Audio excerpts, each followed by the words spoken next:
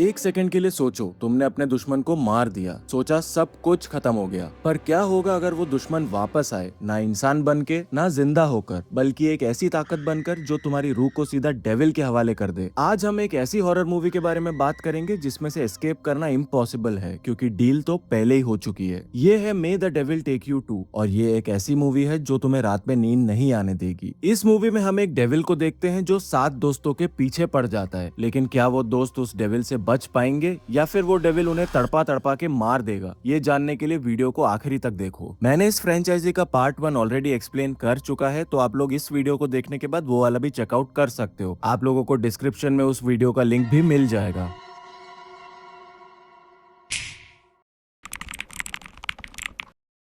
तो मूवी की शुरुआत में हम एक लड़की को देखते हैं जिसका नाम गादिस होता है। उसे देखकर साफ पता चल रहा है कि वो किसी चीज से बहुत बुरी तरह से डरी हुई है। उसी दौरान गादिस से मिलने उसकी बहन देवी आती है, जो गादिस को इस हालत में देखकर घबरा जाती है और उससे पूछती है कि आखिर उसने ऐसा क्या देख लिया। जिस पर गादिस अपनी बहन को बताती है कि उसकी ये हालत किसी और ने नहीं बल्कि आयुब ने की है, और आयुब अब वापस आ चुका है। आखिर ये आयुब है कौन, इसके बारे में आपको वीडियो में आगे पता चलेगा। ये सुनकर देवी कुछ समझ नहीं पाती और हैरान होकर कहती है कि आयुब को गुजरे हुए काफी साल हो चुके हैं। कोई मरा हुआ इंसान तुम्हें कैसे परेशान कर सकता है, शायद ये तुम्हारा कोई वहम होगा। लेकिन गदिस उसे अपनी चोटें दिखाते हुए कहती है कि इस वक्त आयुब यहाँ पे खड़ा है और तुम्हें घूर रहा है। अब उसकी ऐसी हालत देखकर देवी आज की रात गदिस के घर पे ही रुकने का फैसला करती है। इसके बाद गदिस सोने चली जाती है और उसके बाद देवी की नजर कुछ पुराने न्यूज़पेपर कटिंग्स पर पड़ती है। इन कटिंग्स में लसमाना और उसके पूरे परिवार की मौत की न्यूज छपी होती है। साथ ही उसमें एल्फी और नारा का भी जिक्र था। अब आप लोग ने अगर may the devil take you का एक्सप्लेनेशन देखा होगा तो एल्फी और नारा कौन है आप लोग को पता होगा। फिर देवी की नजर वहां रखी बचपन की तस्वीरों पर पड़ती है, जिसे देखकर देवी को काफी अजीब लगता है, क्योंकि उनमें कुछ गड़बड़ थी। अब उनमें क्या गड़बड़ थी इसके बारे में हमें बाद में पता चलेगा, जिसे जानकर आप लोग के रोंगटे खड़े हो जाएंगे। लेकिन तभी देवी के पीछे एक साया नजर आता है जो अगले ही पल हमला कर देता है। अब सुबह होने पर जब गदिस को देवी कहीं पे दिखाई नहीं देती तो वो चिंता में उसे ढूंढने लगती है। तभी उसकी नजर फर्श पर पड़ती है जहाँ पर खून टपक रहा होता है। गदिस जैसे ही ऊपर देखती है तब उसके होश उड़ जाते हैं, क्योंकि ऊपर देवी डिमोनिक सिंबल में मरी पड़ी हुई थी। ये देखकर गदिस बुरी तरह से रोने लगती है। इसके बाद हम एल्फी को देखते हैं जो उस हादसे के बाद नारा को लेकर अपने घर आई हुई थी। लेकिन घर आने के बावजूद एल्फी को ऐसा महसूस हो रहा था कि काला जादू करने वाली औरत कहीं न कहीं उसके आसपास मौजूद थी। फिर सुबह होने पर एल्फी की नजर कुछ अनजान लोगों पर पड़ती है जो मास्क पहन के उनके घर पे घुस आए थे। उन्हें देखते ही एल्फी तुरंत उन पर हमला कर देती है, लेकिन वो लोग पहले से ही तैयार आए थे और उसी दौरान जोर सा एक शॉक देकर उसे बेहोश कर देते हैं। इसके बाद ये लोग नारा और एल्फी को शहर से दूर एक खंडर बन चुके अनाथ आश्रम में ले आते हैं। कुछ देर बाद एल्फी को जब होश आता है तब वो घबरा के नारा को ढूंढने लगती है, और तभी उसके सामने वो 3 लोग आ जाते हैं जिन्होंने उसे किडनैप किया था। ये लोग खुद का नाम जैना, बुदी और लियो बताते हैं। जैना एल्फी से उन्हें किडनैप करने के लिए माफी मांगती है और कहती है कि तुम्हें यहाँ लाना हमारी मजबूरी थी। फिर जैना उसे बताना शुरू करती है कि 15 साल पहले हम 7 लोग इसी अनाथ आश्रम में रहा करते थे। वो आगे बताती है कि उस वक्त हमें संभालने वाले यानी इस अनाथ आश्रम को चलाने वाले थे आयुब और उसकी पत्नी। सब कुछ बिल्कुल ठीक चल रहा था और वो दोनों हम लोग का बड़ा अच्छे से ध्यान रखते थे। लेकिन एक दिन आयुब की पत्नी की मौत हो जाती है और उसके बाद से उसका बिहेवियर पूरी तरह से बदलने लगता है। वो बिना किसी वजह के हमें मारता पीटता रहता था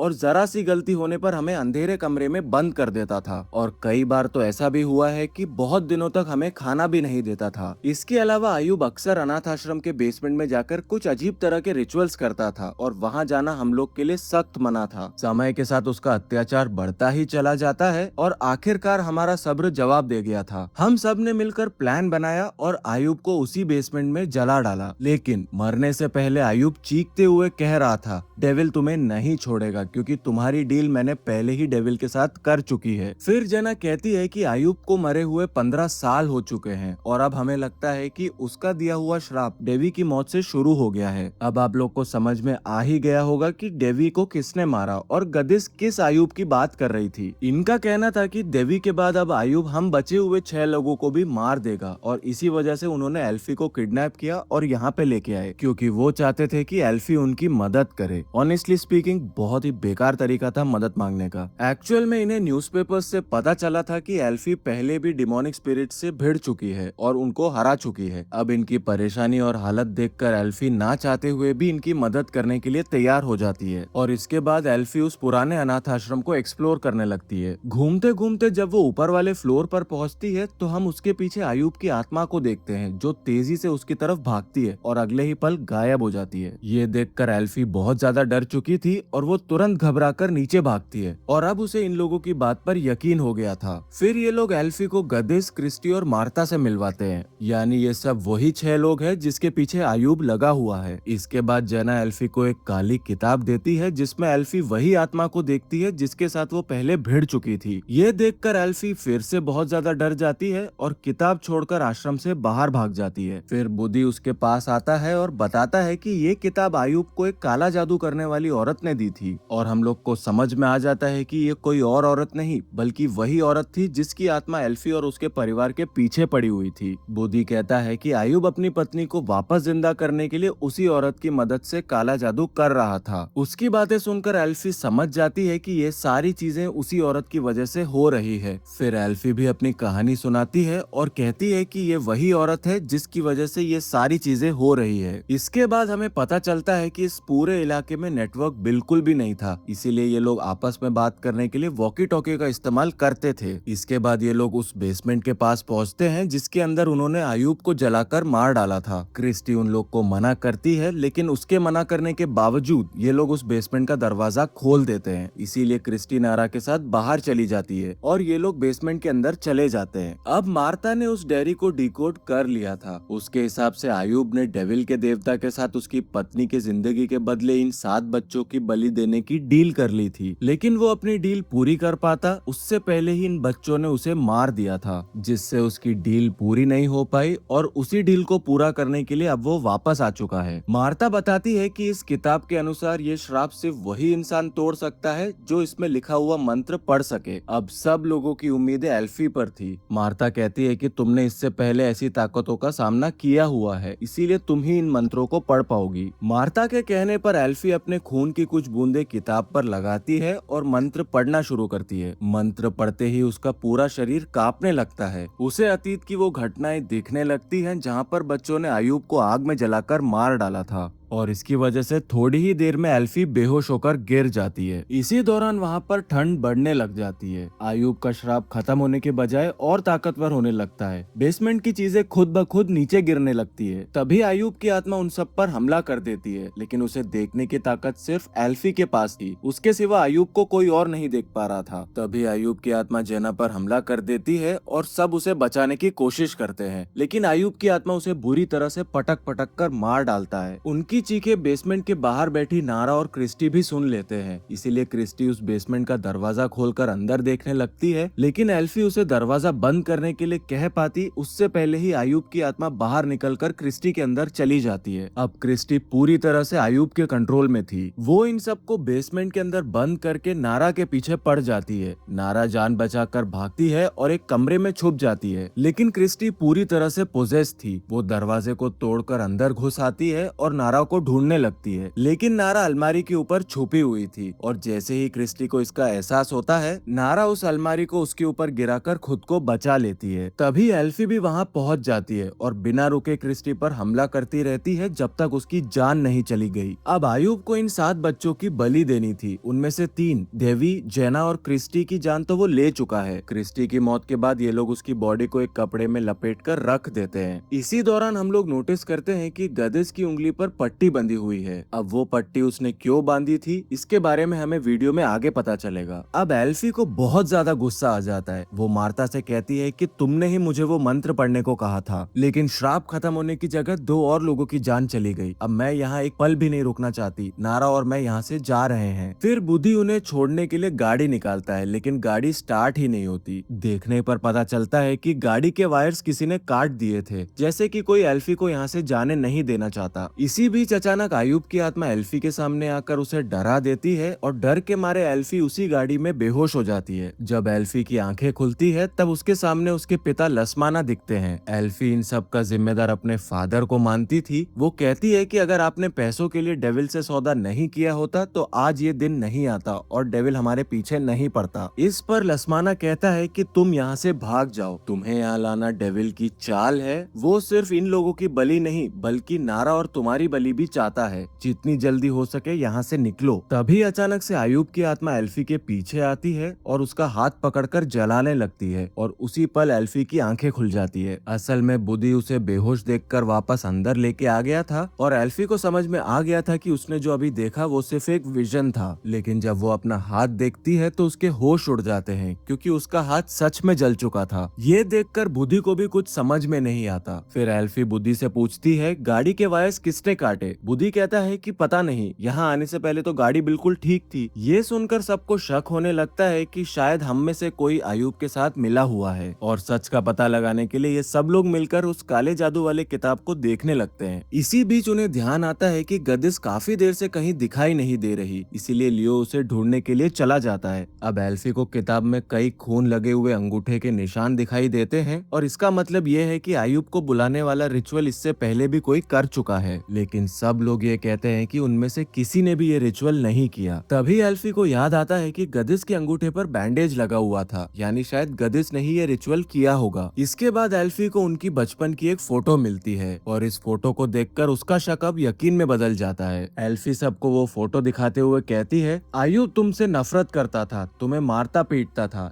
ये बात तुम्हारी शक्ल पर साफ दिखाई दे रही है। लेकिन उसी फोटो में गदिस आयुब के बिल्कुल पास बैठी थी, उसका हाथ पकड़े हुए, और उसके चेहरे पर एक मुस्कुराहट थी। यानी ये साफ नजर आ रहा था कि गदिस और आयुब के बीच कुछ चल रहा था, दोनों एक दूसरे को चाहते थे। इसका मतलब ये है कि एल्फी का शक सही था, गदिस ही आयुब के साथ मिली हुई थी और यही वो चीज थी जिसे देवी ने मरने से पहले नोटिस किया था। फिर हम लियो को देखते हैं जो गदिस को ढूंढते हुए उसके कमरे तक पहुंच जाता है जहां क्रिस्टी की पोजेस्ड लाश रखी हुई थी। लियो अभी कमरे के अंदर ही था कि गदिस ने पीछे से दरवाजा बंद कर दिया था, बिल्कुल उसी तरह से जैसे उसे बचपन में आयुब ने बंद किया था। दरवाजा बंद होते ही लियो को अपने बचपन के खौफनाक पल याद आने लगते हैं जिससे वो बुरी तरह से डर जाता है। लियो वॉकी टॉकी से बाकी लोगों से कनेक्ट करने की कोशिश करता है पर किसी से भी कनेक्शन नहीं हो पाता और तभी कमरे में रखी क्रिस्टी की पोजेस्ड लाश अचानक से जाग जाती है। उसके हिलते ही पूरा कमरा सुन्न पड़ जाता है और अगले ही पल वो लियो पर टूट पड़ती है और उसे बहुत ही दर्दनाक तरीके से मार डालती है। इसके बाद हम गदिस को देखते हैं जिसे अब आयुब की आत्मा ने पूरी तरह से अपने काबू में कर लिया था। गदिस बाहर आती है और सबके सामने आयुब की तारीफ करने लगती है। उसका कहना था आयुब हम सबसे प्यार करता है, हमें उसके लिए अपनी बलि दे देनी चाहिए। इसी दौरान वो ये भी बताती है कि उस रात देवी की बलि उसने और आयुब ने साथ मिलकर दी थी। असल में गदिस ने कई बार उस किताब का इस्तेमाल करके आयुब को बुलाती रही है, लेकिन उसकी ताकत इतनी नहीं थी कि वो आयुब को हमेशा के लिए इस दुनिया में रख सके। वो सिर्फ कुछ पल के लिए ही आ पाता था। आयुब को हमेशा के लिए लाने का सिर्फ एक ही तरीका था, किताब पर उस इंसान का खून लगाना जिसका शैतान से नाता पहले से रहा हो, और वो इंसान थी एल्फी। मतलब कि काफी समय से गदिस प्लान बना रही थी कि कैसे एल्फी को इस जाल में फंसाया जाए। एल्फी को किडनैप करना, मार्ता को बेवकूफ बनाकर उसके जरिए सबको रिचुअल के बारे में मनाना और सबको एक ही जगह इकट्ठा करवाना, ये सब कुछ गदिस ही कर रही थी। ये पूरा प्लान गदिस का था ताकि आयुब को हमेशा के लिए वापस लाया जा सके। ये सब सुनकर बुद्धि को बहुत ज्यादा गुस्सा आ जाता है। वो जल्दी से उस किताब को उठाकर जलाने की कोशिश करता है, लेकिन गदिस अपनी शक्तियों से उसे हवा में उछाल देती है और जमीन पर जोर से पटक देती है और किताब अपने पास ले लेती है। लेकिन उसकी शक्तियां एल्फी पर बिल्कुल भी काम नहीं कर रही थी। एल्फी इस बात का फायदा उठाती है और गदिस पर टूट पड़ती है। दोनों में लड़ाई शुरू हो जाती है, लेकिन तभी गदिस बुद्धि को उठाकर पूरी तरह से एल्फी के ऊपर फेंक देती है। इसी बीच मार्ता पीछे से आती है और एक चाकू से गदिस को मारने की कोशिश करती है, मगर गदिस उस चाकू को मार्ता के ही पेट में घोंप देती है। इसी बीच मार्ता उस किताब को अपने पास रख लेती है। इसके बाद एल्फी मार्ता को सहारा देकर एक कमरे में लेके आती है, लेकिन तभी गदिस वहां आकर उस कमरे में आग लगा देती है। अब मरने से पहले मार्ता एल्फी को वो किताब देती है और कहती है इस किताब में कई सारे मंत्र है, इनमें से सही मंत्र ढूंढकर उसे पढ़ो, उसे पढ़ने से तुम्हें ताकत मिलेगी और ऐसी ताकत जिससे तुम आयुब से लड़ सकोगी। और इतना कहकर मार्ता दम तोड़ देती है। अब काफी देर ढूंढने के बाद आखिरकार एल्फी को एक ऐसा मंत्र मिल जाता है जिससे आयुब को रोका जा सके। वो उस मंत्र पर अपना खून लगाती है और उसे पढ़ने लगती है। मंत्र पढ़ते ही एल्फी के अंदर एक नई ताकत आ जाती है। वो बिना हाथ लगाए ही चीजें हिला सकती थी, चीजों को हवा में उठाकर फेंक सकती थी। फिर एल्फी इंजर्ड बुदी को घर के बाहर लेकर आती है और नारा को बचाने वापस घर के अंदर जाती है। नारा को ढूंढते हुए वो पहले बेसमेंट में उतरती है, लेकिन वहाँ पे कोई नहीं होता। फिर जैसे ही वो ऊपर वाले कमरे में जाती है, उसे वहाँ नारा मिलती है जो गदिश से बचकर कोने में छुपी हुई थी। अब एल्फी उसे लेकर जैसे ही जाने वाली होती है, तभी गदिश वहाँ आकर एल्फी पर अटैक कर देती है और उस पर खून की उल्टी करने लगती है। एल्फी के पास अभी शक्ति तो थी, लेकिन उसे इस्तेमाल कैसे करना है ये अभी तक उसे समझ नहीं आया था। तभी गदिश अपनी लंबी काली जुबान बाहर निकालकर एल्फी को पोजेस करने की कोशिश करती है, लेकिन एल्फी हिम्मत करती है और चाकू उठाकर गदिश की जबान पर जोर से वार करती है। दर्द और गुस्से की वजह से गदिश एल्फी को उठाकर दूर फेंक देती है। अब एल्फी और नारा छुप जाते हैं जहां एल्फी अपनी शक्तियों को कंट्रोल करने की कोशिश कर रही थी, लेकिन तभी अचानक से गदिश उन पर हमला कर देती है। गदिश अब फाइनली एल्फी को मारने ही वाली थी, उसके पास और कोई रास्ता नहीं बचा था। ऐसे में एल्फी आखिरी बार अपनी शक्तियों को आजमाती है और इस बार वो उस पर पूरी तरह से कंट्रोल कर लेती है। वो अपनी शक्ति से एक ब्लेड को तेजी से गदिश के अंदर घुसा देती है। इसके बाद एल्फी नारा को लेकर बाहर भागती है, जहां बुदी गाड़ी लेकर उनका इंतजार कर रहा था। तभी अधमरी हालत में गदिश बाहर आती है और एल्फी को मारने की बातें करती है, लेकिन तभी बुदी अपनी गाड़ी सीधा गदिश के ऊपर चढ़ा देता है,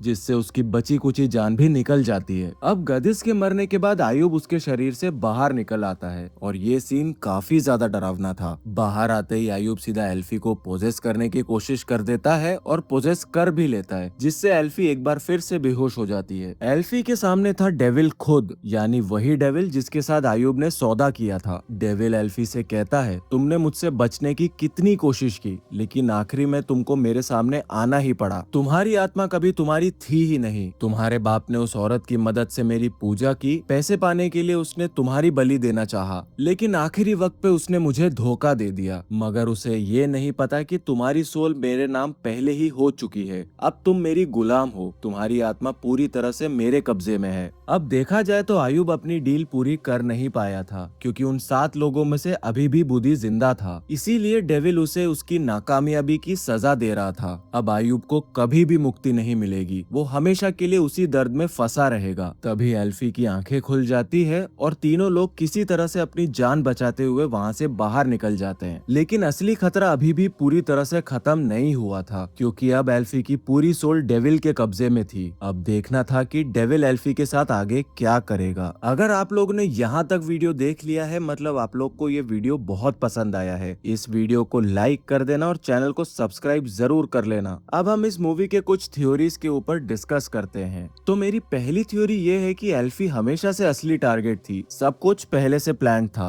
मूवी में रिवील होता है कि गदिश ने बहुत पहले से सब कुछ प्लान किया था एल्फी को इस ट्रैप में लाने के लिए। लेकिन डीपर थ्योरी ये है कि गदिश खुद भी डेविल के हाथ की एक कठपुतली थी, बिना जाने। जरा सोचो एक बार, डेविल के पास एल्फी की सोल पहले से ही थी जब उसके बाप लस्माना ने ये डील की थी, तो डेविल को आयुब की रिचुअल की जरूरत ही नहीं थी एल्फी को पाने के लिए, वो तो पहले से ही उसकी थी। तो फिर ये पूरा चेन ऑफ इवेंट्स, आयुब की डील, उसकी मौत, कर्स, गदिश का आयुब से प्यार, एल्फी का किडनैप, ये सब कुछ डेविल का अपना एक लंबा गेम था। वो एल्फी को एक ऐसी जगह लाना चाहता था जहाँ वो खुद अपना खून किताब पर लगाए और अपनी ताकत से खुद को डेविल के और करीब ले जाए। गदिश सिर्फ एक पपेट थी जो सोच रही थी कि वो आयुब के लिए काम कर रही है, असल में वो डेविल के लिए काम कर रही थी। मेरी अगली थ्योरी ये कहती है कि नारा अगले पार्ट में असली विलेन होगी। पूरी मूवी में नारा को एक इनोसेंट बच्ची की तरह दिखाया गया है जिसे सब बचाने की कोशिश करते हैं, लेकिन कुछ चीजें बहुत ज्यादा सस्पिशियस है। उसके दादा लस्माना ने डेविल से डील की थी, मतलब शैतानी खून नारा के वेन्स में ऑलरेडी दौड़ रहा है। एल्फी की सोल अब डेविल के कब्जे में है, मतलब नारा प्रैक्टिकली अब अकेली बची है बिना किसी प्रोटेक्शन के। थ्योरी ये है कि डेविल एल्फी की सोल इसीलिए लेगा ताकि नारा तक पहुंचने में कोई रोक ना हो, क्योंकि अगर एल्फी पोजेस्ड है तो नारा को बचाने के बजाय डेविल तक उसे पहुंचाने का जरिया बन सकती है। नारा खुद नहीं जानेगी कि वो कब करप्ट हो गई और तभी वो सबसे ज्यादा डेंजरस होगी। और अगले पार्ट में सबसे बड़ा ट्विस्ट ये हो सकता है कि नारा खुद ही उस इविल को कैरी कर रही होगी